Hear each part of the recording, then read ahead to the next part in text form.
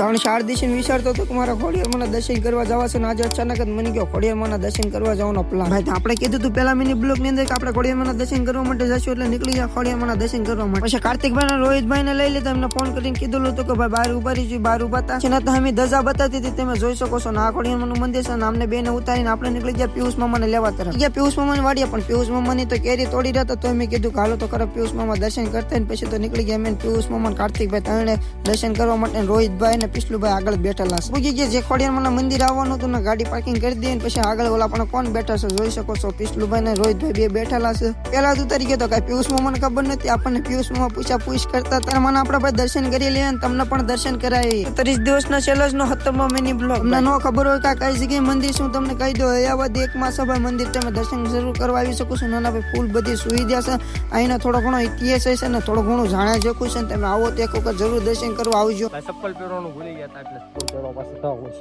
નીકળી ગયા એનો થોડો ઘણો ઇતિહાસ જાણવા માટે. દાદાને પૂછતા હતા, પણ દાદા એમ કહેતા હતા તમે અંદર જાઓ, તમે અંદર કોકને પૂછો એટલે તમને ઇતિહાસ જરૂર જાણવા.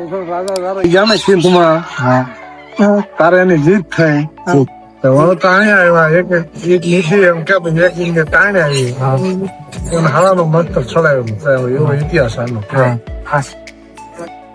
આપણને થોડો ઘણો ઇતિહાસ કહી દીધો ને પછી નીકળી ગયા અમે ઘર તરફ 5 સવારી. પછી મૂકી દીધા પિયુષ મામા જ્યાં લાવ્યા હતા ને એમના ઘરે. પછી નીકળી ગયા કાર્તિકભાઈ ને એમને મૂકવા માટે.